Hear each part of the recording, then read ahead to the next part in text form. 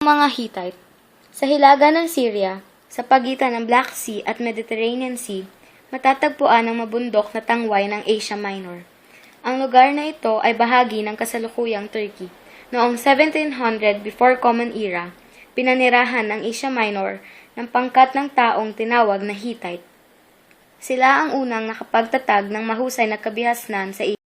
Naging malakas na imperyo ang Hittite sa kanlurang Asya sa loob ng halos 450 taon. May mga pagkakataong nasakop nito ang Babylon at naging mahigpit na katunggali ng Egypt sa pagkontrol sa hilagang Syria. Magkagayunman, nagkaroon ng kasunduan sa pagitan ng mga Hittite at mga Egyptian upang wakasan ang kanilang hidwaan.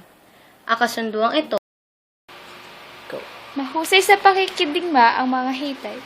Ito ay dahil sa dalawang bagay, ang paggamit ng chariot at kabila ng mataas na antas ng teknolohiya sa pakikidigma, unti-unting humina ang imperyong Hittite.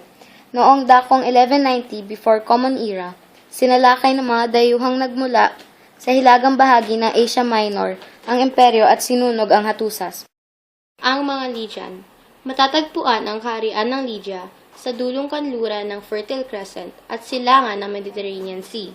Ang kabisera ng kaharian ay Sardis, isa sa pangunahing bago na imbento ng mga Lydian ng barya, nakasalalay ang kalakalan ng mga sinaunang pamayanan sa barter o pagpapalitan ng produkto o serbisyo sa isa't isa.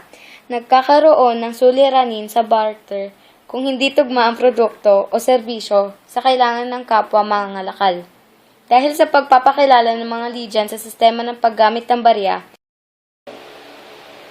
noong dakong 600 before Common Era, ang mga Lydian ang naging kauna-unahang pangkat ng tao na gumamit ng barya sa daigdig.